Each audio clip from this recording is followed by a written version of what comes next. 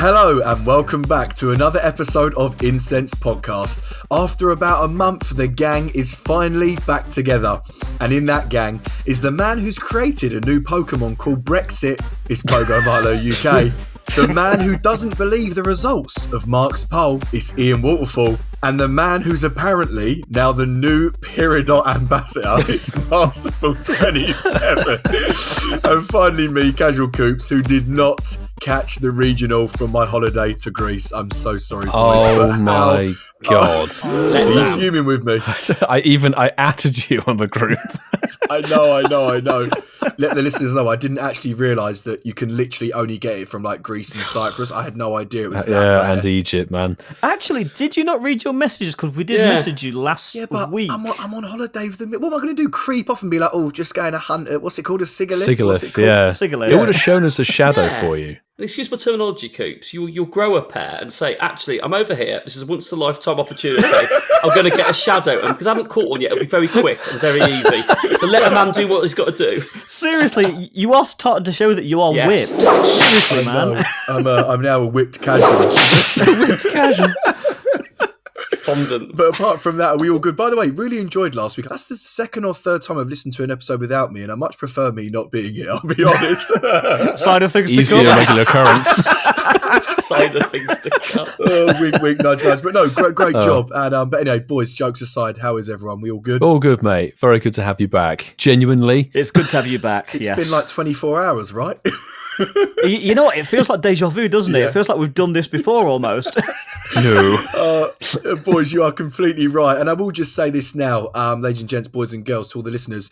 Us four lads were really, really, really fortunate that we do actually feature on GoCast, a Pokemon Go podcast this week. So please, when this episode's out and you're listening, please go over to GoCast. They're an amazing podcast. Chris and Carl, they're amazing lads.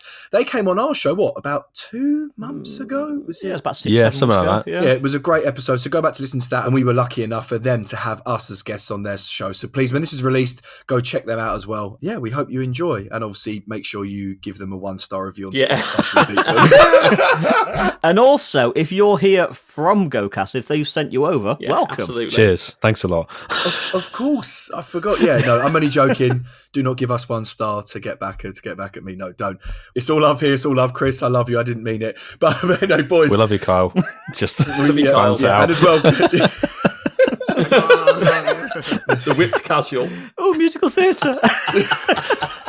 Musical theatre friends. You notice how Chris distanced himself from Coops when he said that? The listeners will hear that if they check it out. Steady on sunshine. He loves me really. But anyway, gents, it is now time to pop your Incenses, champions. Let's go. And of course, the same protocol as always. If you manage to get anything incredible, e.g. a hundo, even a shiny whilst listening back to this episode, then please do tag us on our social medias. The main one is Twitter, and all of our handles for everything is just going to be at Incensed Podcast. And do not forget to hashtag shinies of the week. And we need to spelling, please. And Cut him off. Of course, you cut me off and use GoCast. I love you too, Ian. You know it's done with love, man. Yeah, no, I know. But yeah, if you do manage to get anything amazing whilst listening back to this episode, please do tag us, as I said. Use the hashtag Shinies of the Week, which is hashtag SHINIESOFTHEWEEK. So then in that way, we can search and find you very easily. And then we can read you out at the end of the show on my favourite segment, Shinies of the Week. Now, lads, moving it on. And now, children, it's time for Getting to Know You with the Incensed Podcast. Snakes have really been the highlight of the polls recently. There's been a lot of animal talk. Snakes and poles. This is interesting. Yeah. A lot of anacondas, and I'm not just talking about Mark's. So here's the thing, right? I thought to myself... Mark's anaconda don't. Let's for one more week. Now I'm back after listening to your funny question last week. I thought I'm gonna have one more question about animals. So boys, your getting to know you question tonight is going to be: have you ever had a near-death experience that involved animals? Now, when I say near-death experience, it can be doesn't have to be that. It can be sort of anything dramatic, anything bad that happened. It can involve being bitten, being chased by an animal, trying to save one, then it's backfired. Maybe you were stroking one or feeding one and it's tried to attack you. And first up, Ian Waterfall, please. You're going to hate this answer. No, I haven't. I don't know where to go with this question. Never had a near-death experience with an animal. Has Matt pecked you? Nothing's ever bit you? Yeah, is any of your Well, that's birds? not near-death, is it? That's No. not near-death. Okay, bad experience with an animal. Bad experience. No. Ian is actually Dr. Dolittle. David Attenborough waterfall. Seriously? It's a good job No. we're not doing a poll for this tonight, isn't it? It is. You've caught me. I can't even do a Coop's answer. Wait, so 119 episodes, and I've got you. Yeah, and you've stumped me. I genuinely never had a near-death experience or a bad experience with an animal. That's fine. I don't want your brain to explode, Marky boy. What about you? It's like scanners. This isn't my favourite question, Coops, I'm going to say. This is probably my least favourite question yet. Has anyone ever Right, listen. If no one has an answer, I'll just tell my story, then we'll move on. Should we just do No, that? Let's do the Messing. rounds and we'll get to you. I'm only messing. Let's all say no first. I've not had a near-death experience with any animals. Our cats have regularly scratched the hell out of my arm and, in their show of affection, drawn blood. Love cats. Beautiful. She has me on tenterhooks all the time. Always watching, always listening. Just jumps at your face. Wait, ain't that her in the corner of the webcam? Yeah, possibly. You'll see a paw go like this. But I do recall one experience I had which made me feel slightly uncomfortable because it was a situation that I found myself in and didn't really appreciate how to deal with it. So cue the beeps. When I was in Adelaide... If there's a place to have a bad experience with an animal, it's Australia. It's going to be Australia, isn't it? Yeah. It's funny because mine is as well. Everything, including a bush, will kill you. Everything in Australia will kill you. Exactly. And I don't think I've ever spoken about my time in Adelaide because I was there for probably the shortest period. It's where I landed. You get ready, Coops, because yours are going to be beep, beep, beep. But I remember staying on my friend's farm and I'd been there a couple of days. We went out and had a walk around the farmland basically because it took me a while to get used to the time difference of the travel. I'd gone from like winter time here to 40 degrees and lightning firestorms, so it was quite a contrast in 36 hours. But I do recall encountering a brown snake. They are venomous. If it makes you feel slightly less concerned, they have shorter fangs than most snakes out there. It didn't really help me at the time. And they did have a what was it, like a kit that you antidote kit there, just in case it wants to bite. It kind of chased us down this sort of farm path. It was just very unnerving, not really knowing how it was going to play out. So that was probably the most dangerous experience I've had with one of nature's beautiful creatures, the snake. It always comes back to snake in, doesn't it? The Snake. 3 weeks in a row. The last 3 weeks, snakes. Well, snakes won last week for me. Yeah, okay, but you still didn't have an answer for tonight, Milo. What about you? It's the most random It question. is a very Not random everyone's had question. a near-death experience with an animal. So I'm going to have to say not a near-death experience by any stretch of the imagination, but worst experience or case with an animal. We're going from Mark being chased and hounded by a venomous snake to me reacting very badly to a horsefly bite. Some things trigger me allergy-wise very badly, and I was actually out in the heat of summer, I think it was 2018, breeding. Somehow, yeah, of course. And yes, had the slides on. Feet were there and ready for the. I think it'd have been more of a surprise if you said you was just going for a walk. Yeah. Well, there's no such thing as just going for a walk with me unless there's no phone service. It's always there's Pokemon Go involved, but I got bitten on the foot by a horsefly. And if you don't know, horseflies have unusual fly jaws. They're basically like two giant scissor blades. They're very bad at transferring diseases. You know, mosquito obviously injects, sucks the blood out. This thing just slices a huge wound open on your foot, which can easily get infected, and they carry all kinds of horrible things. Wow. That's what happened to my foot. I had to have serious course of antibiotics, etc., and I couldn't walk, I think, for 2 weeks on the back of You it. couldn't raid for 2 weeks. Yes, and there weren't remote raids back then, so I was just going that to was say. annoying. I hope it wasn't Mewtwo. I don't remember what it was. It was probably 2018. Oh, 2018 was the Reggie, so I was perfectly fine with that. Okay, fair. It was like the Reggies without a shiny, so it wasn't the worst thing, but that's my worst case scenario. Come on, Coops, what is your epic story? Yes. Here we go. Throughout my 5 years in Australia and New Zealand, I do have a few stories. But Mark and Milo, thank you for taking part. Appreciate it.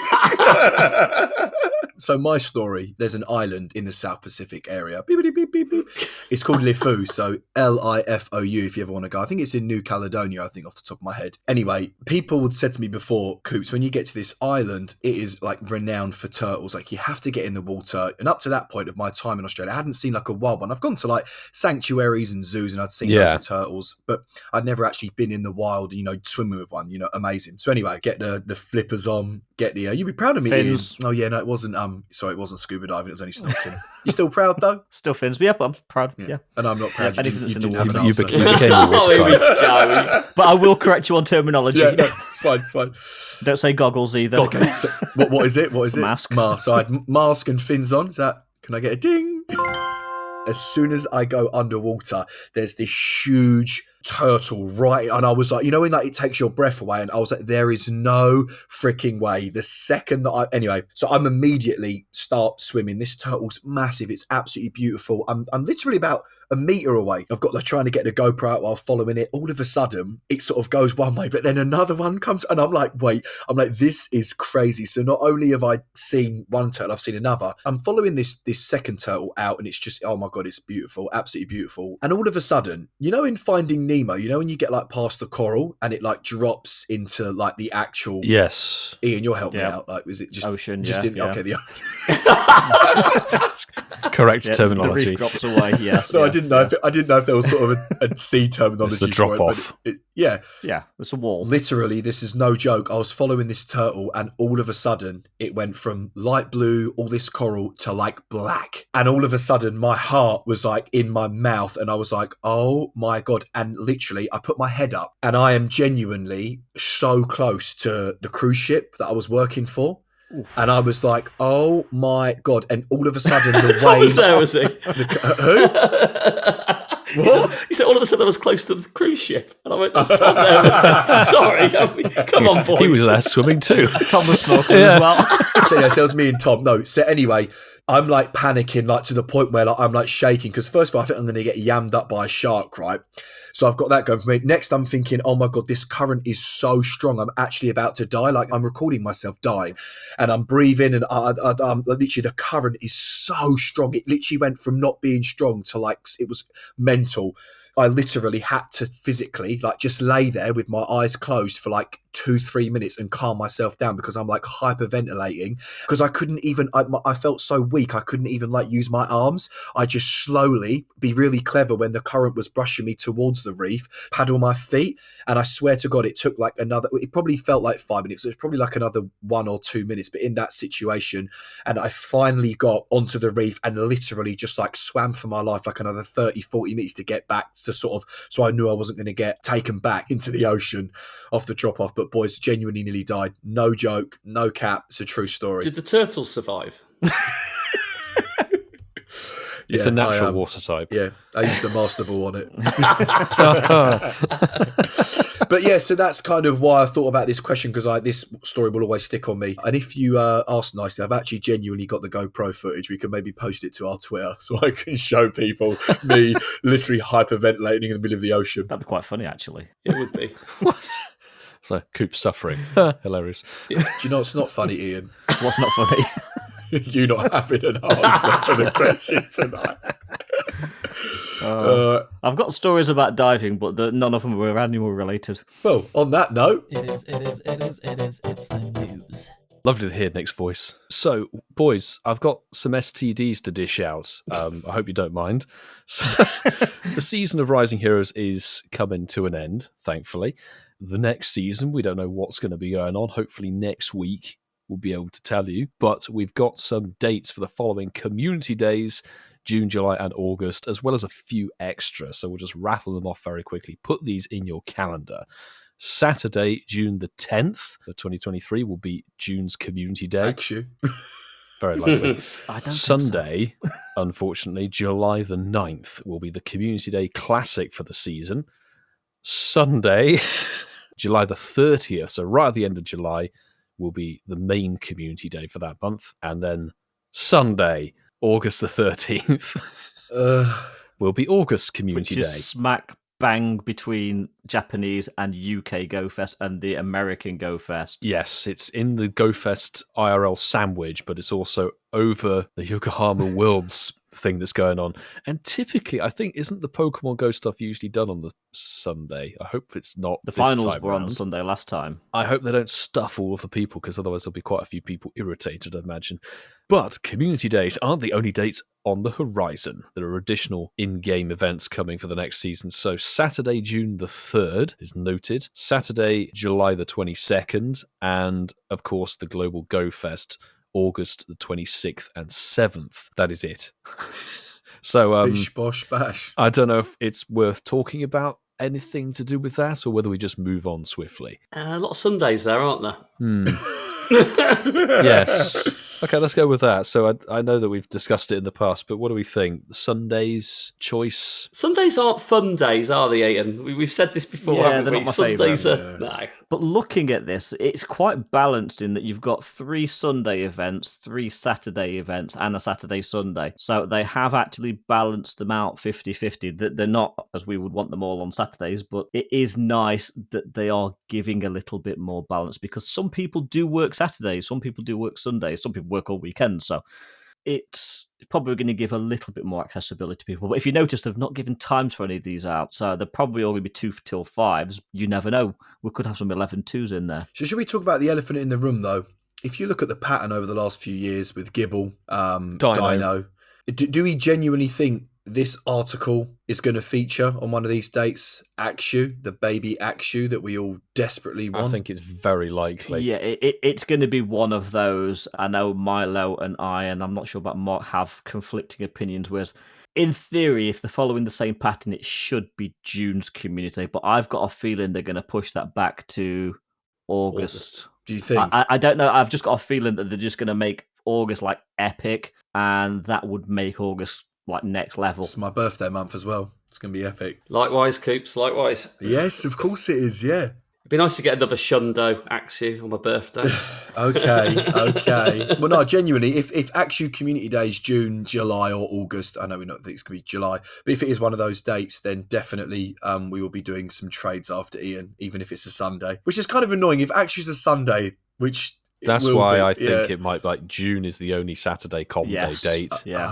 I think they'll put that as the Saturday, June. It follows the format, whereas the others will be Sunday. I don't know about you guys, but remember last year, July was Starly. You know, it was a bit I dead. think July, I don't know, like we'll have to see, because, you know, this year, nothing major is happening in July. July used to be the big Go Fest month. Yeah. Now it's all August. It's a bit mad. It's like August, something major is happening every single weekend. August is so busy. And moving on from the Axew talk, we've got another Community Day classic. I know Coops is going to say Machop.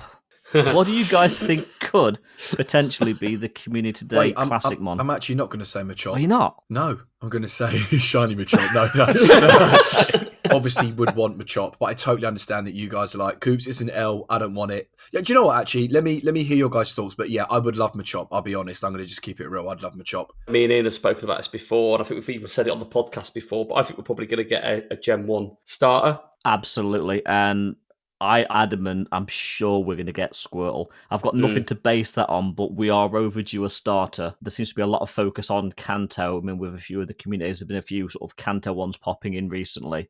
I think we'll get Squirtle as the Community Classic, but the question is, if we do, will we get the Squirtle Squad Squirtle? They should do, theoretically, because it's like, let's copy the Community Day. The only difference, I think, would be obviously $1 ticket research these days. In addition, you don't get the raids because it's not part of a Common Day Classic. No. But, I mean, Squirtle Community Day in 2018 was actually July, so it's the same month. I can't remember the exact day. It might have actually been a Sunday as well, potentially. Something tells me it was a Saturday, but I've got nothing to actually base that on. But it was definitely July 2018's Community Day. Yeah. So it's interesting it falls in the same month. The only thing is now they probably have worked out a way to fix that you don't all get like the same shiny from the same quest. It was on specific tasks, if you remember. Yeah. So if everybody that spanned and got that task it was a guaranteed stop. shiny, on a specific stop. So they'll probably change that, but I think there's a lot of potential for it to be Squirtle. We've already had Bulbasaur Comp Day Classic, Coops' favourite, definitely. We had Charmander twice already, had 2 main community days. Squirtle really is the only one, obviously, of the Gen 1s left. Does that not annoy you, Milo, as a bang out? Because it winds me up. the fact we're going to get Squirtle Part 2. No one needs that. No, unless it comes with Blast Sperm, no one needs that. It's a classic, isn't it? So it's for people that missed the original ones, realistically speaking.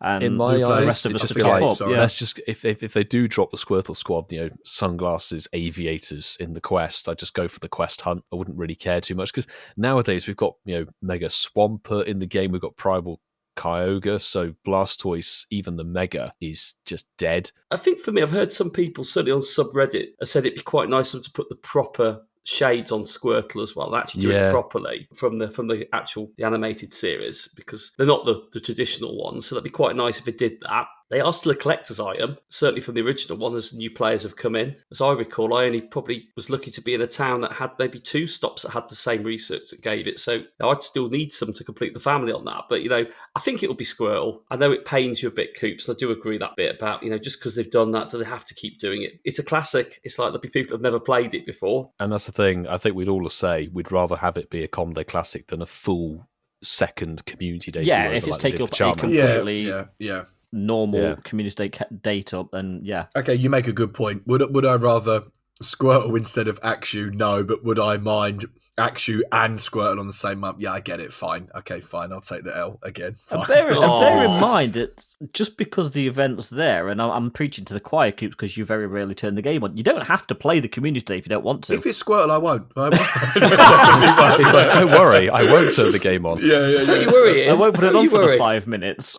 No. I'll get some XL for the Mega, for sure. Got to max that to 50, for sure. My OCD will kick in. I've got some good news, Coops. If you do turn the game on, perhaps you'll be able to use the Masterball to catch yourself a Squirtle. To be honest, I'll probably do that by accident. Yeah, this will be fun to talk it. about. So this was dropped quite recently. The ultimate level of performance. Sounds like an enhancement. The Masterball is finally coming to Pokemon GO, actually announced, and it's been in the game code for what feels like an eternity. Years, I think it's been in the game code. There's actually cave paintings in the Pyrenees of the Masterball. Special research, Let's Go. The Let's Go research that's been hanging around on stage. The one that lasted for Professor about Willow. 2 weeks, if that, and then just It's kind just of went waiting. AWOL. Yeah, exactly. Professor Willow just disappeared and it's like sat there. We're finally going to be able to complete that research. So to finish out this season, the final story will begin on May the 22nd. This is the final event of this season of this month. Willow's back with some news on Team Go Rocket's latest plans and a gift. You'll be able to claim the special research up until June the 1st at 10 a.m. local time. So this is obviously the season-long research. So you do need to turn the game on at least once within that window. To claim it, basically. Okay, Ian, I heard you. Everyone's thinking it. Yeah, that was aimed at me. Sorry, Marlo. Carry on. You can't be the only one to mistakenly drop your Masterball if you don't claim it. We'll quickly get onto that. So they say think wisely about how you'll use it and keep a lookout for future opportunities in Pokemon Go to acquire more. So unlike the main series games where you do literally just get one and that is it, there is hints of obviously getting more Master Balls in the future. Let's just start with the obvious thing. What do we think? Master Ball finally coming to Pokemon Go. Is it a wow factor? How do we feel about it? I think it's good that it's finally getting into the game, but it is too late, realistically. Yeah, so I'll jump in as well, bro. Okay, I think the feature's great. I think having Master Ball, another ball, another element to the game, loads of different ways you could use it. You could use it as stupidly enough on a Pidgey if you wanted to. A doof. You could use it on a last ball from a raid of a Hundo Giratina origin. You can use it on a Galarian bird. There's Giratina O was that, Coops? Did you say? Sorry, I just need clarification on that. Was it Giratina O? Yeah. Deja vu. You was coached on that, Coops. Yeah, literal deja vu. But look, I think it's a genuinely 10 out of 10 feature. I think it's needed, but a bit like what we all agree on and GoCast agrees on, years too late, miles too late, to the point where it kind of is a little bit pointless. Great for the Galarian birds, but the Galarian birds have been out a while now, and we've kind of done months and months dealing with how the process works. So if this was done before the Galarian birds, the hype I feel like would have been way up there, whereas now people are like, yeah, it is what it is. And like you said, it's been in the code for ages, so everybody's not been surprised. It's not been like, a week ago, people are like, oh my God, there's a Master Boys. As we all know, it's kind of been in the shadows, if I'm allowed to say that. You are, but also think shiny Galarian birds, maybe at some point. 2072. They'd probably still run even if I threw a Masterball out, wouldn't they?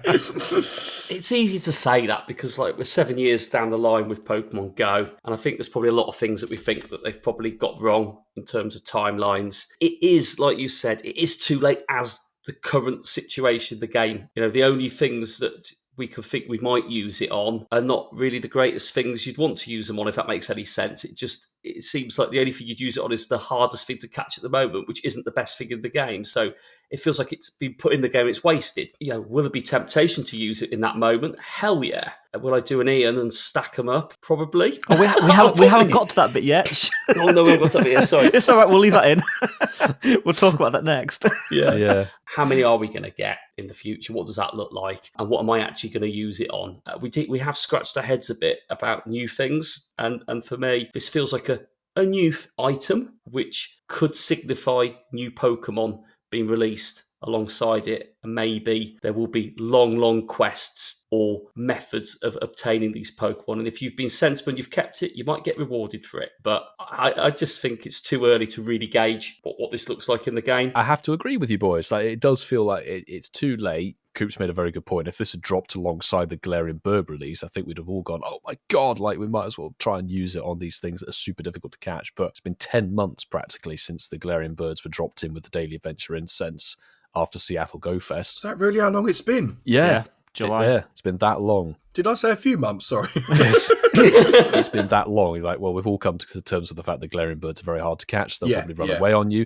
And Mark said, yeah, it's correct. The Galarian Birds are very limited in their usability of the game. They're not that amazing. Sorry to repeat myself, but like, this is what I don't understand. And I get it. And I get it from I'm not a collector. I don't collect costume Pokemon. I don't collect. So I will never understand that mindset. But like, why would you use a Master Ball on a 3, 9, 7 Galarian Zapdos? Like, what is like genuinely? And I know we said we can lucky trade them, but we also know how that goes as well. You'll get a 12, and I'm not being 13. negative because you can get your 1 in 300 and get the they're not shiny yet, and get the lucky hundo, get the Lundo. I don't get the hype. If I'm being honest, I'm going to save mine, for example, when Mega Mewtwo comes to raids or Rayquaza comes back or whatever, and I've got a hundo, and if it does get down to, if they do change the catch rate, which I think they have, haven't they, in the... This is the thing, they've hidden the catch rates. Even worse. This was the thing, is that people theorizing that they might stop it being a guaranteed catch on legendary shiny Pokemon from the raids. As well? But it's theorized. The interesting thing is Niantic have never said and gone on record saying it's a guaranteed catch on a shiny legendary. It's just something that we've come to understand because it's been happening, but they've never actually said it's a guaranteed catch. If nothing is now guaranteed, it makes the Master Ball even more rarer, and it makes it even more of a greater of even more the master of all balls. So it's like I will like I said, if I get 16 balls, I'll try 15 times, and if not, I will use my Master Ball, whether that's a shiny Mewtwo or a shiny Rayquaza or a hundo Rayquaza or a my second Hundo Giratina. Regardless of what it is, that's what I'll be saving my Master Ball for. And especially if we only get 2, 3, 4, 5 a year, you know what I mean? Here's me wanting one every week, but we know that's not going to happen. We know that's not going to happen. On that point, Coops, do we remember Cosmog from the Season of Light research? And they said Cosmog in that, don't worry, you'll be able to get more Cosmog or another Cosmog in the distant future. That was in September of last year. That was that's quite a long time ago. I think we've progressed the somewhat distant future and literally no word of extra Cosmog whatsoever. So bear in mind that they say you'll be able to get another one of these or more of these in the distant future or whatever it is. It's 2025. It will be a very long time. And this is the thing, it's purposely time. left vague. Yeah. I mean, we were theorising with GoCast that it could be 1 a quarter, but something deep down inside me I think it might even be that might be year. too much. I think it's going to be rarer. And you are right. We discussed with the boys 1 every season, which is 1 every quarter. So that's 4 a year. All right, let's go around the room. Marky, let's start with you. Genuinely, knowing that this item, whether it's going to be you actually have to throw it, whether you can actually drop the ball, whether you can actually hit the Pokemon. Yeah, but or you just click it and don't play in the rain, people. Yeah, or you just click it and it is an animation like the Megas when they evolve. I've got absolutely no idea. None of us have got any idea what's going to happen. It's actually quite exciting to see what's going to happen in the coming weeks. But what do we genuinely all think from May right now, 2023? How many do you think we're going to get per year, honestly? I'm going to say, I think 1 a year, if we're lucky. Thanks, Mark. Ask Milo next, mate. Ask Milo next. Yeah. Okay, cool. Thanks, Marky. Milo? I think they'll be generous, and I think they'll give us one as part of our weekly research reward. That'd be quite nice, and we'll be able to stack them up, maybe 12 every 3 months. I would suffer through Parasite for that. Yeah, definitely. No, I mean, can't see it being maybe more than one a season, one every quarter. Okay, Coops. My thought on it is this has to be one of the most valuable balls in the game. We know that it's a guarantee catch. It's the most These are powerful the big ball. nuts, the big balls. Literally, it's that big purple ball. So it's not going to get used very often. You're not going to get them very often. Like we said, you only get one in the main series game. Well, in the story mode, you only get one in the main series game. If we get one a year, I think that seems realistic because this ball has to have some sort of value to it. It has to have some sort of exclusivity to it. They might give us 2 a year, but I genuinely don't think we're going to get 1 a quarter. I think if we get 2 a year, then that's probably going to be on the generous side. So, Milo, all jokes aside, you're having 1 a year. Ian, you're Yeah. 1 a year. And Mark, you're about 4-ish a year. Absolutely maximum, but yeah, I think the one a year is more likely. But yeah, I'm just trying to be a bit optimistic. All right. But yeah. What about you, Ian? What about you, Waterfall? Yeah. Come on, Ian. I actually completely disagree with you guys. I'm on the other end, right? And I've thought about this. I think they've bought these out primarily because of the Galarian birds and because, like what we spoke about, they want to change up the raiding game. They've obviously got rid of remote raids, basically. They've made the remote raids more expensive, as we all know. We've spoken about that time and time again. And they've obviously hidden the catch rate. Why have they hidden the catch rate? Is because they're going to change it. They're going to make it worse, right? That's the whole point. They're not going to hide Do you think legendaries might become as hard to catch as the Galarian birds? No, not as hard, because I think Galarian birds like 1 in 25 or something ridiculous like that. They're like a 0.2% catch rate. No, but I know that they've hidden the stats on that because they're going to change them and make them worse. And deep down, we all know that. We just don't want to think that. So I think going off that, you can do a daily adventure Incense a day, which means you can potentially get a Galarian bird a day. You can raid all day long. You can do 5 remote raids when there's an event. 10 could make it more. We got Go Fest and that coming up. I genuinely believe, and you lot are going to laugh at this, I think we might get about like one a month. Genuinely. Oof. No? I can't see it. If we say 1 a week, Ian. But With the research breakthrough. But do you not think these type of balls would be implemented, when you hit Legend in GBL, you get a Master Ball? I hope not. No, they can't lock it I behind really hope GBL. not. No. I'm not saying lock behind GBL, but like we've said, they might be able to you might be like a 5% chance to get them on the 7-day stamp. I feel like they'll implement these Master Balls. Maybe you get 1 from battling Giovanni. I genuinely do not think it'll be 1 a year. And I think if it is, that would be the worst decision they could make. I think there are ample opportunities to use the Master Ball. And I also think there's ample opportunities to give them to us. And I also know it is Niantic as well. I think it's more than 4 a year, like Marky said, than less than 4 a year, if that makes sense. I think there's more chance if you want to get more of them than being put in the shop. It depends what value they assign to them. I think, without going down that rabbit hole, I think Niantic are getting more influence of the Pokemon Company potentially. I was just going there, Mark. The Pokemon Company are not going to let this ball be. It's too OP. Yeah. If there was that common in the game, it's too OP. Yeah, they're very overpowered. But one a year? Well, we're waiting on Cosmog. Yeah. That's the thing. That was a research sort of exclusive thing, and they said they'd be getting more of that, and that was 8 months ago. Crazy. We'll have to see what they do, because all of these little bits and pieces, the remote raid nerf, and then the hiding the catch rate, and then suddenly the Master Balls now are being made available through this research to end off this season. In my opinion, they've got to tread a very careful line, because if they change the catch rate on legendaries and make them incredibly hard to catch and give you 1 Master Ball even per season, that will kill the raiding game. That's what I'm saying. That's why I think would, it's... I mean, I'm not kill it. That would absolutely annihilate it. They're not going to do that. They might change the catch rate, but they're not going to make it so it's like 0.2%. Let's not talk they're too not soon. going to do that. Let's not talk too soon. This is all just theory or whatever, but we'll have to see. Ultimately, if they do, that's Niantic and the Pokemon Company's decision. Whether we like it or not, that's up to them. If they want to create some sort of balance. I don't like it when you talk like this, Ian. Balance. We love that word, balance. We'll have to deal with what they do. It's like, I don't know.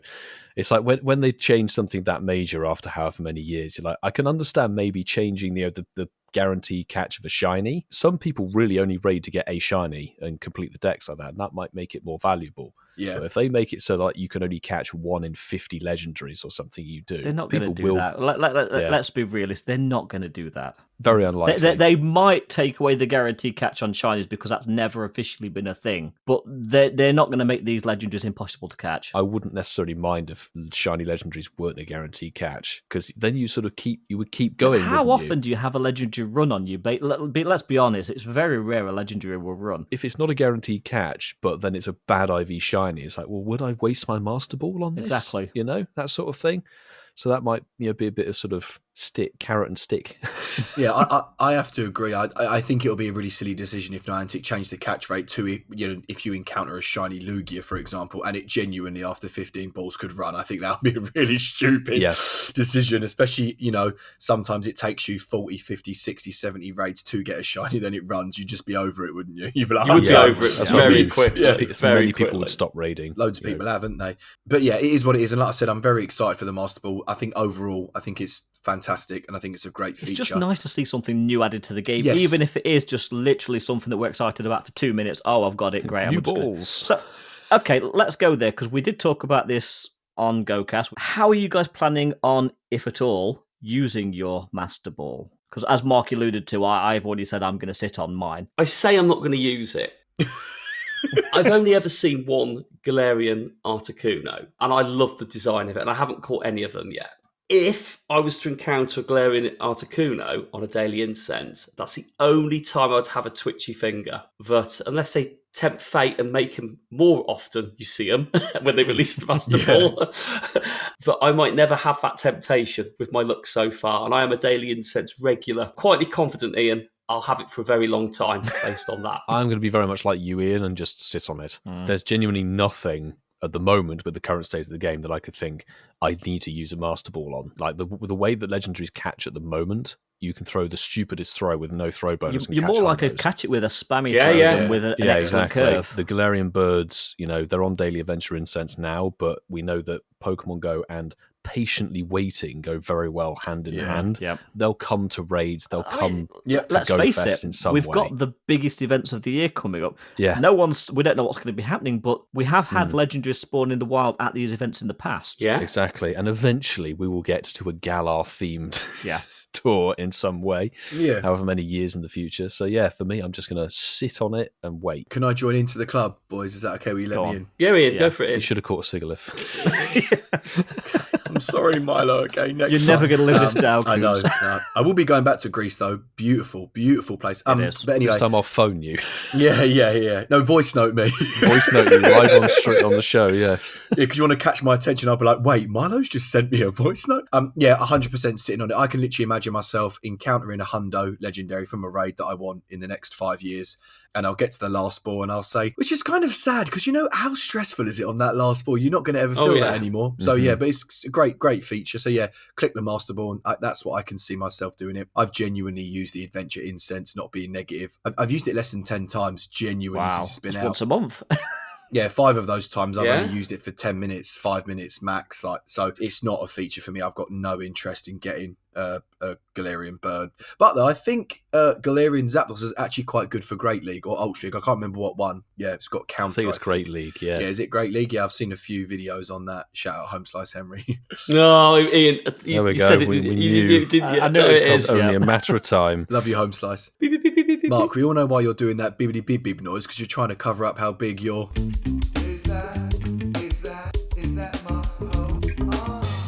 Yeah, all the talk of Master Ball has meant we need to ask a serious question. And a question that we asked was, out of the boys, who is most likely to drop their Master Ball? Serious questions. We've had 68 people vote. We'll go through the results, then we'll have some of the comments afterwards, I think, this time around. But anyway, in 4th place, the guy who's completed Pokemon GO, Pogomilo UK, with 9% of the vote. People are optimistic. Yeah, I'm glad you got a vote. Yeah. In 3rd place, the guy who thinks he will sit on his until it hatches, Mr. Waterfall. It hatches into a peridot. God. Imagine.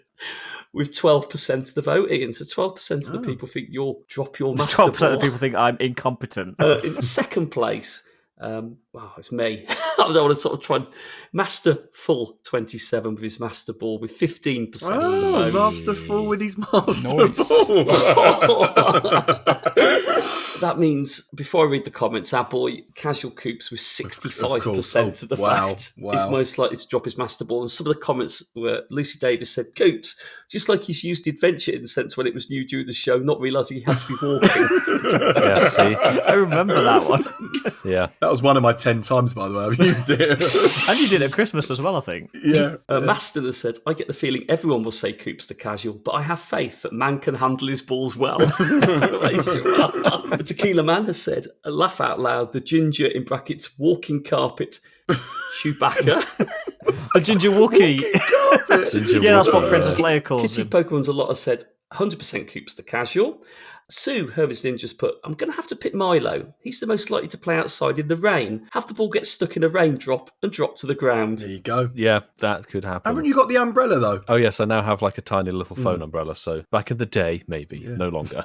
High Bones said, is this even a competition? And then Mike Griffin has put, if not Coops, then maybe Milo. Joking aside, though, I did do a proper poll, and this one's actually got about half an hour left to run on it. We will read it out now, and it was that debate we've spoken about is you have one Master Ball, which of these will you be using it on? And that's very much in the now. We had 583 votes on this one. Some people's answers that weren't Galarian birds, and I like this one. Invader Waffle put he would like to catch Angelina Jolie. Oh, I love that. That really cracked me up. Gen 10. Yeah. Gen 10. Alongside Brexit. Yeah. UK regional. Arceus has had a few mentions. Kerry Young, one of many that have said that. Magpie Malcolm has put, use, you mean keep it in my inventory as nothing will ever be worthy of it, just like in the mainstream games. Most people are just going to hoard it, I think. There is a bit of love for some of the birds, but yeah, Keith will finish on Evasion. 1982 has said, Bidoof the God. You're not going to use it on Bidoof, Keith. Of course he has. Bidoof is too good. It's the God Pokemon, isn't it? Pokemon. Yeah. So in fourth place, Galarian Zapdos with 18% of the vote. Third, Galarian Articuno with 20% of the vote. Second, Galarian Moltres with 21% of the vote. 41% of people have said something else. That's the Master Ball talk done. But something else happened this week. Yeah, for some people it was very sad. Some people said, what are they? This week we had the announcement after 7 years that the Sylph Road was going to be closing at the end, I think, this season. I thought was actually quite disappointed in myself when I heard that, because I certainly used the Sylph Road, certainly up to maybe a couple of years before the pandemic. And it was always something I went to. And I'll be honest with you, I used it purely for finding nests. That was one part of it. There's loads of other parts. I'm sure some of the boys might cover those as we talk about it, but that was what I enjoyed from it.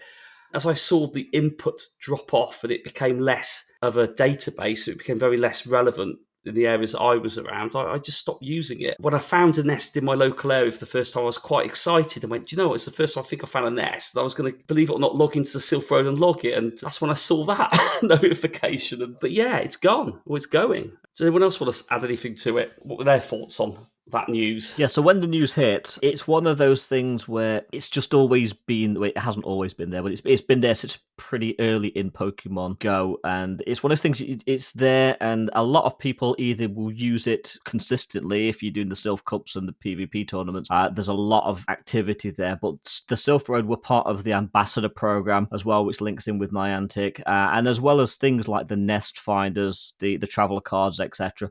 And I've got to admit, when I heard the news, it was a bit of a gut punch. Part of me did think, well, I'm as much to blame about this as anyone else, because it's a resource that has been there for a long period of time within the lifespan of Pokemon Go. And in the early days, I did use it to trace sort of nests. They had like a little interaction chart where you could map who you'd had contact with, all the trainers around the world, and the community days, the passports, the traveler cards. But I haven't used it for so long. They haven't closed down because people aren't using it. They've closed down. I think there's a lot closed down, more. Ian, because of you. Just because of me. It's my fault. Yeah. But literally, as we were recording tonight, I just tried to log on to the Sylph Road website. It's literally gone already. Yeah, it's gone. Literally gone already. It's going to be a phase closed down. The majority of the stuff is already gone. They're still going to be working on the community event check-ins. That will run up until, I think, this weekend for the community day. Fennekin's the final one. Yeah, and then August for the League of the PvP, the current tournaments and so forth. But pretty much after that, it is going to be gone. And reading the brief that they put out, that they've worked quite closely with Niantic on the ambassador program, and they have been sponsored by Niantic for the last year. So reading between the lines, if it hadn't been for Niantic, they could have potentially been gone sooner. Yeah. A lot of chains, they have been a very good resource to people that want them. They will certainly be missed. I know their Reddit is going to still stay live, but Reddit is almost as toxic as Twitter these days. So social media. Make of that what you will, social media in general.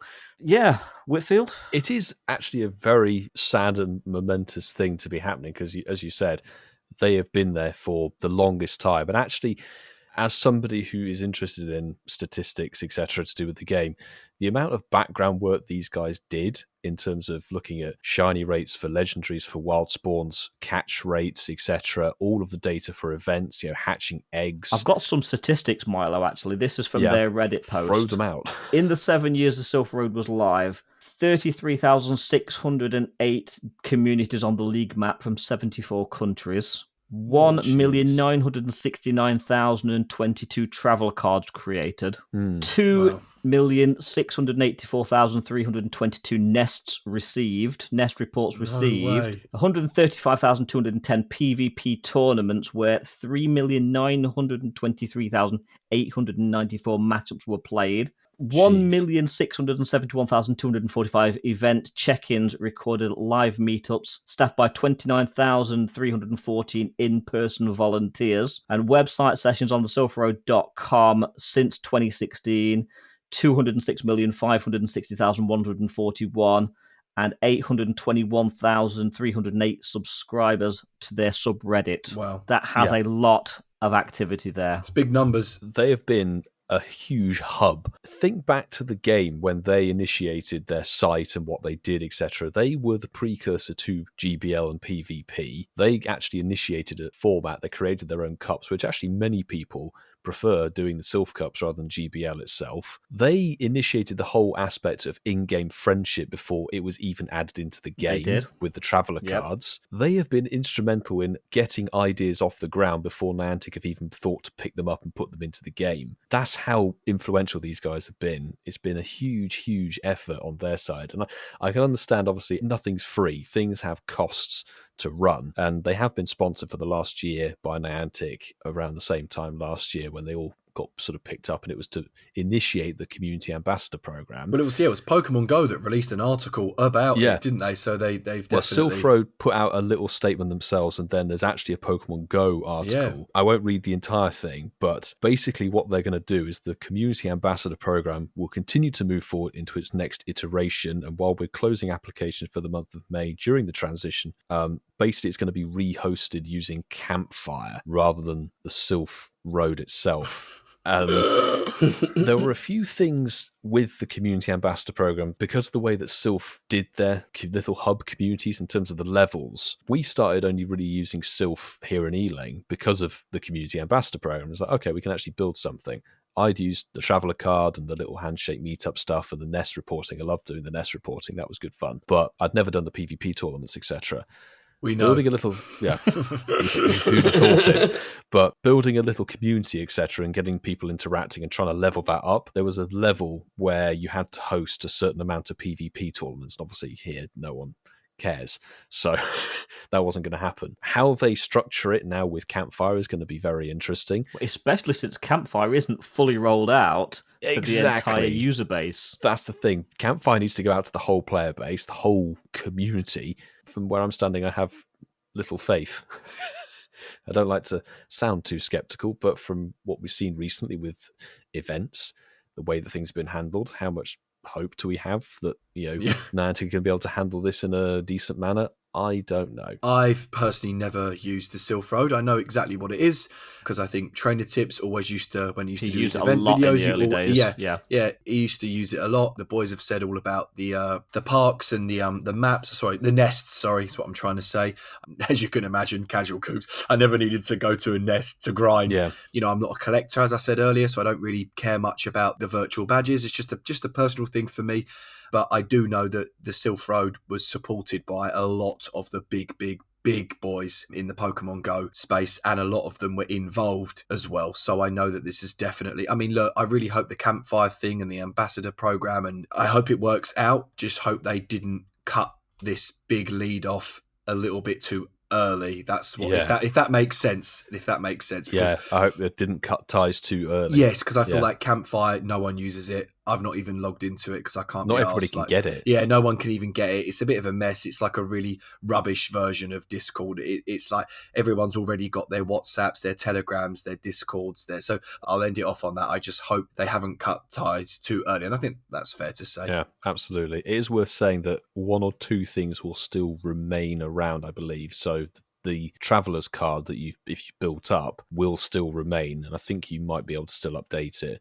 But all the things like the data collection, the nests, the PvP tournaments, once it gets beyond August, it's going to be gone entirely. But I think, certainly from the four of us, and as far as the actual player base of Pokemon Go, we'd just like to say thank you to everybody at the Silph Road for everything that you did. It has been appreciated, and it will be a shame to see you go. But boys, good news! What? We've got even more news, and this is actually quite exciting, and something you can use your Masterball on. We have shiny Shadow Mewtwo coming to Shadow Raids. Yes, you heard that right. Yes. Oh my God. Yeah. Milo is I'm very much a rising hero right now. He is for now. Let's get into the detail and see how long that lasts.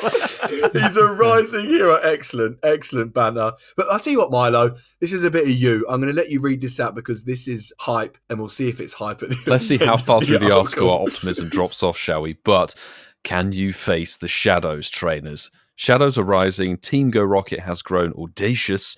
I won't prattle through the entire literacy of the article, but essentially Team Rocket have expanded from just taking over Pokestops with the Rocket Leaders and the Grunts. They're now going to be taking over gyms, and Shadow Raids are in the game from May the 22nd. So Monday, the day after this episode has aired. 10 a.m. local time. Indeed. Thanks for... I'd have left that out. And as Coops has said, the most important aspect is Shadow Shiny Mewtwo will be the first raidable Shadow Legendary in Pokemon Go. Rightly so, to generate a bit of hype. Worth noting, though, as Coops just before the recording didn't clock, and I missed this initially. You're not alone with this. I missed this initially on the article as well earlier today. Good. Shadow Mewtwo will appear in 5-star Shadow Raid battles from Saturday, May the 27th at 10 a.m. local time to Sunday, May the 28th at 8 p.m. local time. So only the next weekend, the final weekend of May 2023, will have basically a 2-day raid sesh for Shadow Shiny Mewtwo potential. Are we hitting him with the bad news now, or are we saving it? It's just, who wants to do the not bad news? Seriously, it's not bad news. I think we need to get to that in a little bit. Let's It's cover a some new more. mechanic. There are more Shadow Raids that will be going on in between now and when Shadow Mewtwo becomes available in the 5-star Shadow Raid. So from Monday, May the 22nd at 10 a.m. local time until May the 28th at 8 p.m. local time, majority of gyms will host new Shadow Raids. These are broken down into the following tiers. 1-star Shadow Raids will have Shadow Shiny Potential Poliwag, Shadow Machop, Shadow Bellsprout, which is the only one that doesn't have a shiny potential at the moment, and Shadow Beldum. Not a bad crop of shadows, to be honest. Not too bad. Boys, have you noticed our Comday Classic Pokemon there battling each other? Shadow That's very Machop true. and Shadow Beldum, Beldum. Shadow. Yeah. Yes, indeed. And moving on to 3 stars. Now, this batch isn't quite as good in terms of Shadow Shiny potential. We've only got the Shadow Shiny Sneasel that's available on that. We've also got non-shiny Shadow Bayleaf, Shadow Quilava, and Shadow Croconaw available in the Tier 3 raid. So I'd probably stay clear of most of those. Yes. Shadow Bayleaf for Great League, maybe, I don't know. Oh, God. We are going to actually have normal raids as well, so I don't know if maybe Team Go Rocket take over the raid from the beginning of the timer or maybe towards the end. That'll be a cool feature. I've got absolutely no idea how it's going to work, but we're going to have normal raids, as I said, and in the 1-stars, shiny potential, you're going to have Clefairy, Tentacle, and Marill, and then non-shiny, you're going to have Skrelp and Popilo. Definitely go for Poplio, sorry. Definitely raiding that. And in the 3-star raids, we've got shiny potentials, Lapras and Marwell, and non-shiny is Magneton and Empoleon, our chasing the tail famous E. Tapu Fini will continue to be the legendary in place until Wednesday, 24th of May, when it will rotate into Regigigas for the remainder of the event. Mega Raids, same sort of thing. Mega Pincer will stay in situ until the 24th, and at 10 o'clock on Wednesday, it will switch to Mega Altaria. So another two that you're not going to raid. Not ooh. It's definitely not ooh. What did I do on GoCast? Speaking of things that are less than par, this event will actually have wild encounters. Can you believe it? After the hero event. So the encounters are the following: Ekins, Coughing, Houndour, Puchiena, and Skorupi. And now all of those can be shiny, and then ones that can't are Golbat, and Stunky. And some trainers might even encounter the following: Hisui and Quillfish and a Scraggy, guys. They obviously can't be shiny, but yeah. Shiny, by the way, shiny Scraggy, when is that happening? Well overdue. Over that due. tour event's happening. Yeah, true. One event bonus, typical for a Team Rocket event. So Team Go Rocket will appear more frequently at Pokestops and in balloons. So expect balloons to be rotating every 3 hours, and the Rocket Grunts will appear at stops very, very often. And alongside of that, field research, tasks focused on defeating Team Rocket and catching Pokemon will be available. Trainers can earn a mysterious component and Stardust as rewards. And rounding out this event, there's an actually, Coops, you do this as your bag. Do you know what? Coops. Do you know what? I knew you were going to wind me up. I hate you. Yeah, there's an avatar pose. The following new avatar pose will be available from the event onwards, and it's a rising hero pose. It is, because they're on the tippy toes and they're rising. It is. It's a bit like my legend one, isn't it? When I hit it's a bit like Tripping over, yeah. It's a bit like you doing ballet, actually, Coops. Okay. Shut up, Ian. Now, that's obviously the brand new event, the one to round out the season of Rising Heroes. It looks pretty tasty. No. The last weekend looks tasty. Okay, fine. Obviously, Shadow Raids are a new mechanic, and there's quite a lot of information to go alongside of it. It's not just like the Elite Raid when they just went, it's a normal legendary raid, but it's location locked. This is totally new and actually quite exciting, I would dare say. Yeah, ditto, Ian. I agree. I'm actually like genuinely, guys, before the recording, me and Milo were like planning 2 days in Ealing, having a sleepover until he broke me the bad news that Shadow Mewtwo's only there Saturday and Sunday. At the end of the week, and I was like, oh, that's rubbish. But yeah, anyway. Very should unfortunate. we talk about Shadow Raids, boys? Because like you said, there's Let's a lot do to it. There's a lot to The it. question is where to begin on this article. Now, it's not Santa Claus coming to town. Team Go Rockets coming to town. I'd rather read that than what's on the article. Yeah, fair. Basically, when Team Go Rocket take over a gym, they will host either a 1, 3, or at the weekend, a 5-star raid. Now, the 5-star and 3-star raids, when you're battling the 3 or 5-star raid bosses, then during the raid, the Pokemon itself will become enraged, which when that happens, their attack and defense will be boosted, therefore making it harder to take down. Now, there is a way to, and Niantic have called this subdue them, which involves getting something called a purification gem. And the way to get a purification gem is actually through a new item that will drop when you defeat Rocket Grunts. They're called Shadow Shards.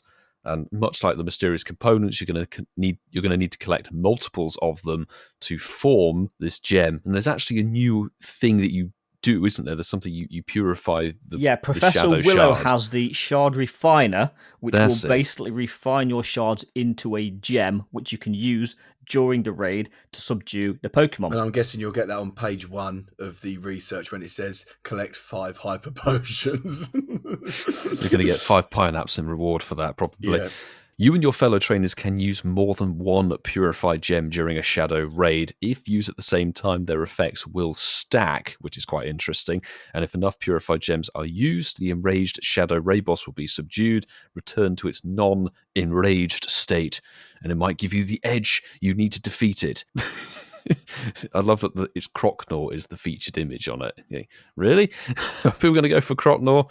But there is one glaring, massive, monumental elephant in the room with these shadow raids. Trainers cannot join shadow raids using remote raid passes. And shadow raids, this is not actually that bad, this last one. Shadow raids do not reward team bonus for Premier Balls. Which, why would they? Because Tigo Rocket have taken over the gym. Exactly, so it's not really a relevant aspect, but like the elite raids, another non-remotable type of raid. So hopefully that sort of cleared up how the shadow raids are going to work. It's going to be a bit more easy to have a go in the next week at this, and how they're going to spawn after that, I suspect, probably like the rocket grunts, it will be more infrequent. Boys, I think probably agree with me. Shadow Legendary Shiny raids will be special event things. They will be weekends. Big events. They'll require coordination, cooperation, and they are going to be pretty epic. I mean, bear in mind, Mewtwo is probably the most powerful Pokemon in Go at the moment. It is. Shadow flat Mewtwo out. is going to top that, which we know it already has done. That will only be eclipsed when Mega Mewtwo eventually gets released, but that is some way off. Indeed. I think it's really interesting because I sort of struggled doing the Primal Kyogre and the Primal Groudon raids at the start of the year with like 6-7 people, probably because I was using Lugia. but no, I wasn't really, Milo, don't shoot me. I wasn't really. God. But, Actually, people were when we was in Vegas. Oh, fair enough.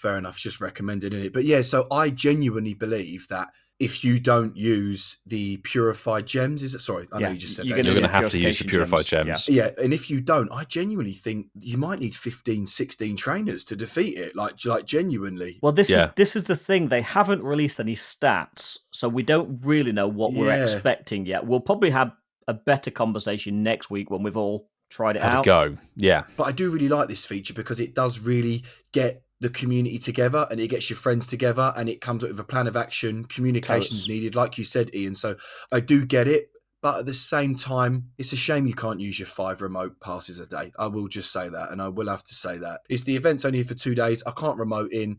I'm working both weekends the whole day. I'm gutted. It's a shame, but it is what it is. I'm just going to have to fall short this time. But it does exclude a lot of rural players, a lot of people that work, just generally people that don't have a big community, and don't really know how to get in contact with people in their local area. I know what you're going to say, Ian. I get it. They are pushing, and I understand. No, there's obviously been fallout on Twitter, and I know Milo was firmly in the camp of remote raids and that sort of thing, and I totally get it. I do feel for the community, but I have come to peace with what's happened in the game. You've got to look at this from Niantic's point of view. One of the reasons that these things were probably nerfed last month was because this was coming, and it is. We all know how easy it is to farm legendaries by just raiding incessantly. I'm as bad as the next person. I do feel for remote people that are rural. I do feel for people with problematic lifestyle like you, you're working and people are disabled. All of the things that people throw at me whenever I say I understand where Niantic are going. But this is the way the game is going forwards. And whilst I don't agree with the path, people are only hurting themselves by not letting it go. That's my take on it. You've kind of got to accept it now. Well, let's try and sidestep the sort of murky water of all of that bits and pieces. But it's a new raid mechanic. We've discussed many times the elite raids. Like, could they have remotable access? Yes, perhaps they could do. People were not happy even when that, and it had Hooper Unbound for 3 months back to back, and then it's had Reggie Drago with many issues, Reggie Alecki with many issues, and now Reggie Drago again.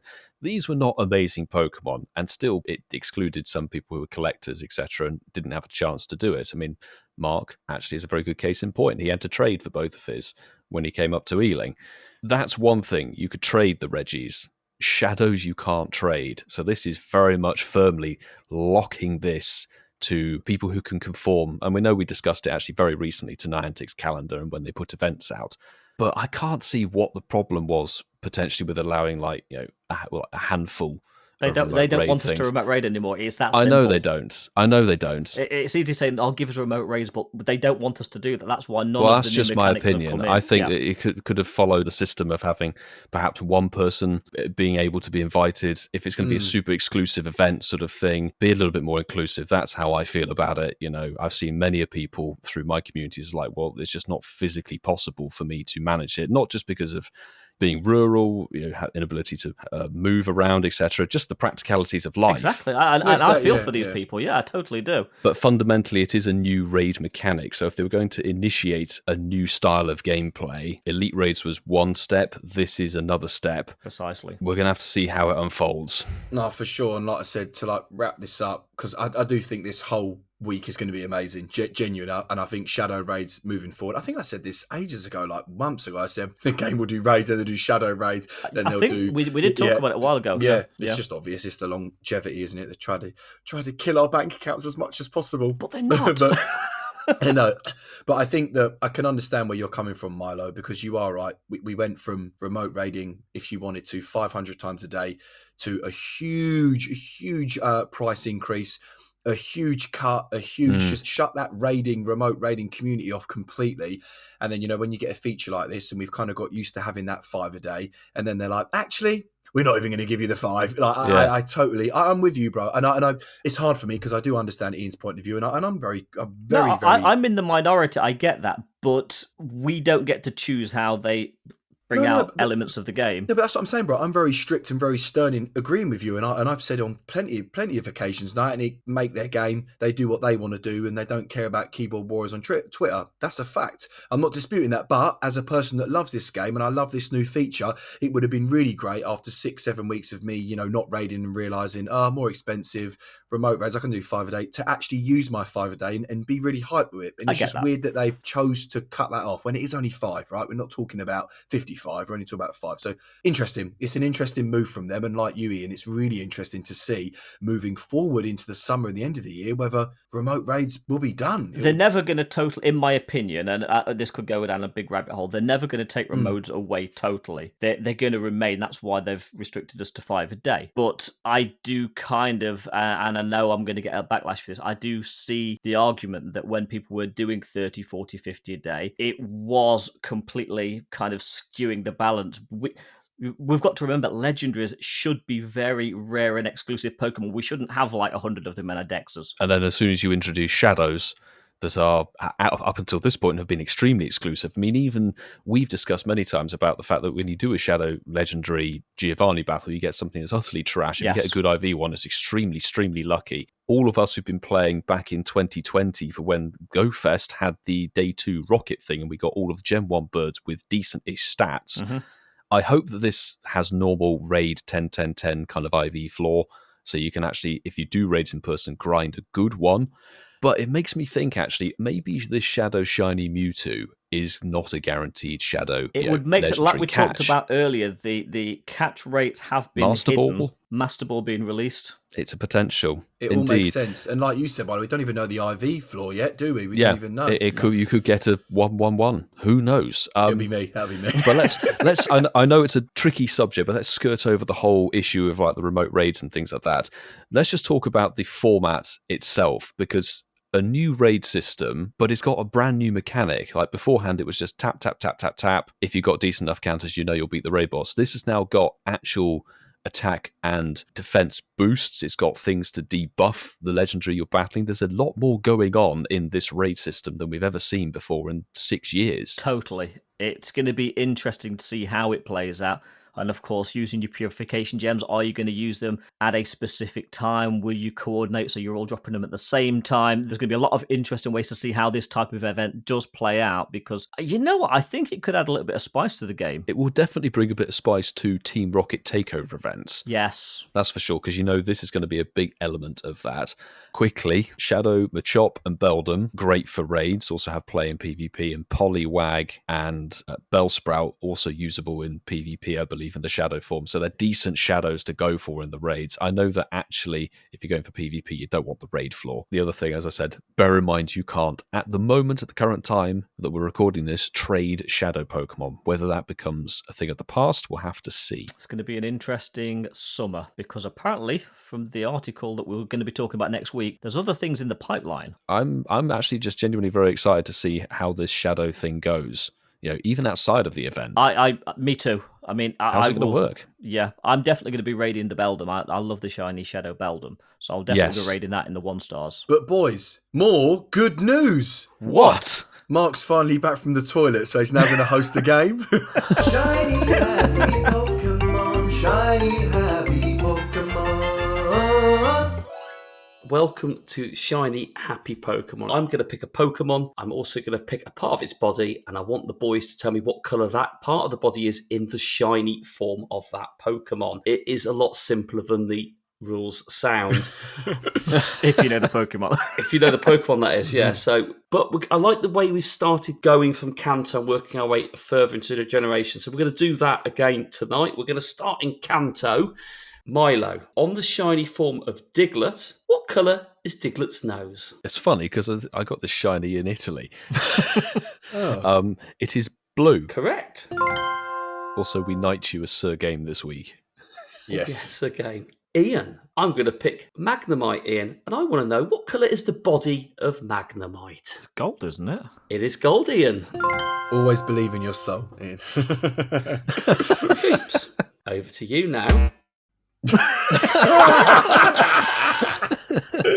Banter. You like a fighting Pokemon, and we are going to pick Mankey. I want to know what colour is the body of Mankey. It's like a sicky green, isn't it? Like a really palish green. I will accept that. It's a mint green. Mint green, Sicky, okay. sicky green. It's a mint monkey. Boys, you're all through. That means we go to Johto. Milo, what colour is Espion's body? Shiny. It is a very vibrant green. Oh, it is. That is correct. So, Ian, what colour is Shiny Celebi's body? Ooh. That's actually a tough one. Oh, I hope it's not too tough. Sorry, Ian. I It picked to is. think I've got no idea. Green? That's the original, isn't it? Oh, it might be. Oh, too late. It's pink. Sorry, Ian. I Oh. thought intentionally try and make that too hard. Sorry, mate. It's pink. The original one is green. You watch it to Milo. idea. Oh, what colour's shiny Hoppip? Cheers. Is it blue? So, Coops, over to you now. What shiny is the body of Pineco, Coops? It's bright orange. Gold, isn't it? It's gold. Wait, Yeah, yeah, Gold yeah. colour. It's not Geodude bright orange, low and Geodude. It's gold. It's gold. Wait, It's a gold one. am I out? Wait, what? Yes. So Milo wins. Bro, Milo Bro- wins. That's like bro, bronze. that is bright. Bronze. It's like not gold. bright It's orange. not bright orange. Are you lot for real right now? That's definitely gold.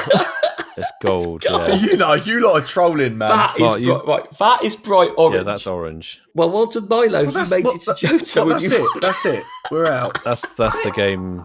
Listeners, help me out on Twitter, please. Help me out on Twitter. There is no. That is bright orange, goldish. You didn't say that though. You said bright I orange. did. Edit that in before.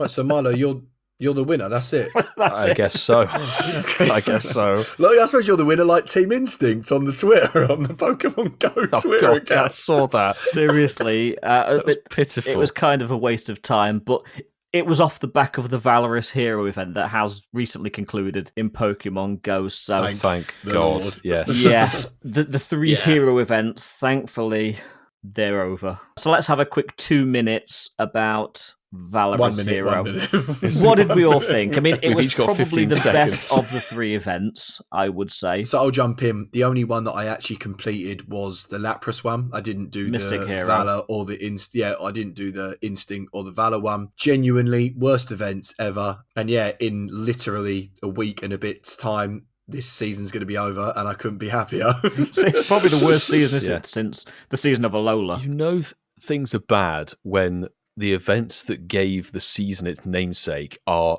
the deadest thing you've ever seen in 7 years of the game. The Instinct Hero or Instinctive Hero was the only one that had some kind of new content in it. It brought the Shiny Mantike and the Larvesta being ridiculously rare, which Ooh, is still so around. Ian, cover your ears. I still don't have one, and I don't think I'm going to get one until it's probably in a live event It's somewhere. still in the hardest tier in the 2, 5, and 10k eggs. And it will be. Tell you It what, will be. When it comes into the wild, that's what I'm going to save my Master Ball for. I'm going to save One Larvesta. Larvesta. One Larvesta, yeah. But trying to compare these hero events is a bit like saying, oops, I cut myself on a piece of ceramic or a piece of glass. You still injured yourself. It's still a very bad outcome. So all three of these events were absolutely pitiful. We've talked about them over the last couple of weeks. The most minute amount of concentration of thought would have made these a mid-tier event. Good, it's gone. Didn't get the shiny ponytail with the neckerchief. So Well, I didn't get a shiny from any of the three, so No, me neither.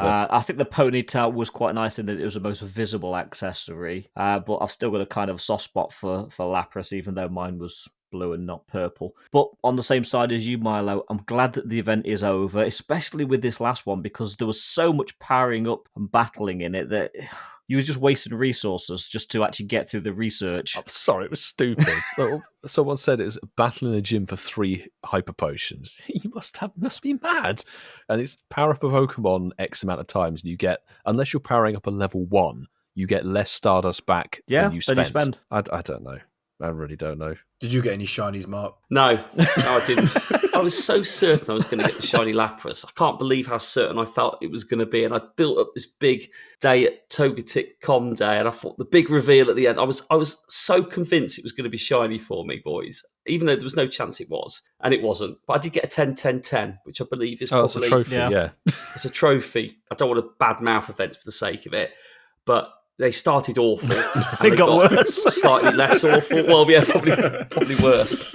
Don't get me started on research tasks. I did mention that on another podcast. I did say, the battling the gym for 3 hyper potions or whatever they are, they're just pointless. And when you're having to spend more to do stuff to get through them, that's just not right. Yeah, I cannot wait for this season to just draw shut now. I didn't like Season of Alola. That was awful. This was slightly more awful, in my opinion. Well, let's hope next season is going to be good, because next season will encompass the Go Fest season. So the next season should be something pretty decent, pretty good. Typically, the summer season, normally a good season, is quite good. But it's funny that Mark mentioned Season of Alola, because that was exactly the same time last year. March, April, May, same time of year, dead. But I think we've had a phone in on WhatsApp, have we not? Send your WhatsApps now! Yeah, we've had a WhatsApp message come through from a new caller, new messenger, and they're just giving us an update on their current status with the game. Hi boys, Senior Benes here, a long time listener, first time caller. I just want to call in and say thank you for your podcast. It's been the light in the Pokemon GO darkness for a while now. I'm not so big fan of Niantic. Thank you. How they're dealing with the game and everything. So this morning I decided to give it a last chance. I popped a daily adventure instance, and I had 9, 10, and 12k eggs in incubators since the day before. And out on a walk with my dog, I said to myself, if I encounter a Galarian bird or catch a shiny or hatch a Lavesta or a female to land it, then I would keep playing. Otherwise, I would take a break for a while. And then, the walk went on. Sun was shining in my face. Nothing on the daily adventure incense, and then egg, hatch, nothing. So from now on, you guys would have to be my what do you call it? The canaries in the mine for me. You can. I will keep listening. I really like your content, like I said. It's a fun listen. So if Niantic pulls their head out of their asses and you talk about it, I might come back and play. But I will keep listening. Stay sunrise.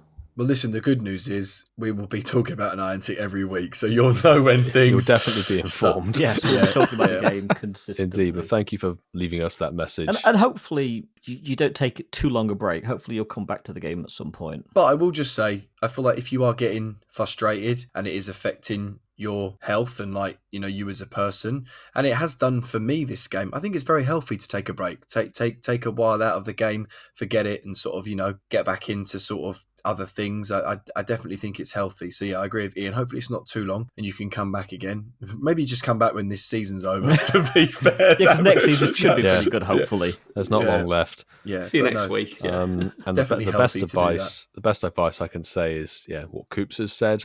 And as we've seen, people who've maybe put the game down for a little bit come back and suddenly everything's shiny. Yes, that's true. Yeah. So it's funny so you may come back to a plethora of good fortune. And if that does happen and you do get a shiny, you know what to do. Shinies of the week. All right, guys, I'll jump in here first. I've got one here from Christian40 at Chris and the Niners. The tweet says, at Incensed Podcast, just casually did a shiny swap with the girlfriend. As the trade was happening, I said, what if this is my first shundo? And then this happened.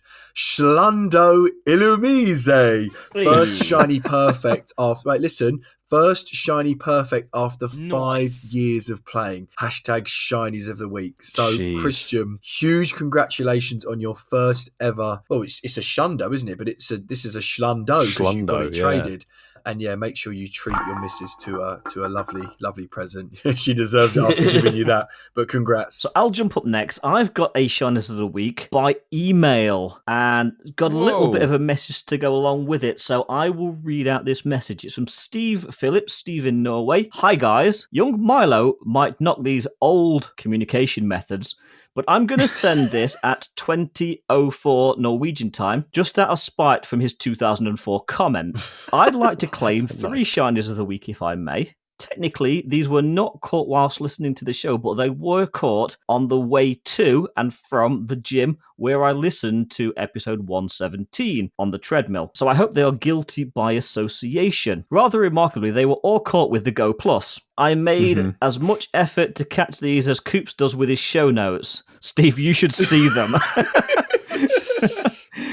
I've had com days with fewer shinies, and these all came inside 30 minutes of walking. Poliwag on the way there, Starly and Hoppip on the sweaty way home. Must have had the look of the devil to catch these. Then again, old Nick has taken many forms down the years, and according to Twitter, his current form is that of a software company in San Francisco. I'm not going to use the remote raid passes though, but Shiny Cranidos might see me change my mind. Keep up the sterling good work, chaps. 3 of the 4 of you are really good. Cheers, Steve in Norway. I'm really glad that my dig has actually instigated somebody to use the email.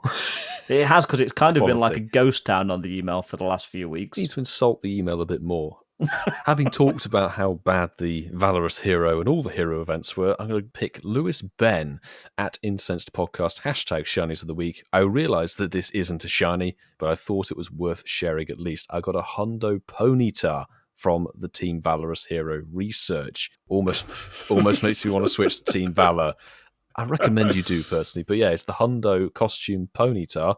Well, we do know that Team Valor is the best team, as 50% of the podcast are Team Valor. I want to know why after Ponytail Spotlight Hour, this is not level 50, Lewis. But massive congrats on a very, very rare Hundo. To be fair, I'm laughing, but it's just because it's funny, isn't it? It's just funny. It's just funny. The Valorous Hero, funny. Valorous Hero event, yes. This section isn't called Hundos of the Week. It's called Shinies of the Week. We encourage And pen pal Simon said, hashtag Shinies of the Week, finished this week's episode of Incensed Podcast and just selected some random older episodes to revisit during my walk. Caught this. It was unevolved, but I evolved it. Absolutely insane given the Pac-Man frog featuring on the episode. Simon has evolved it to shiny Seismitoad. Oh, nice. Shiny time pole. Nice. Love your work, Simon. Shiny Pac-Man Lovely frog. shiny of the week. He should rename it. Well, he has. His name changed and dated it for evidence, and he's put it there. Pac-Man. Oh, he actually did. I rate that so much.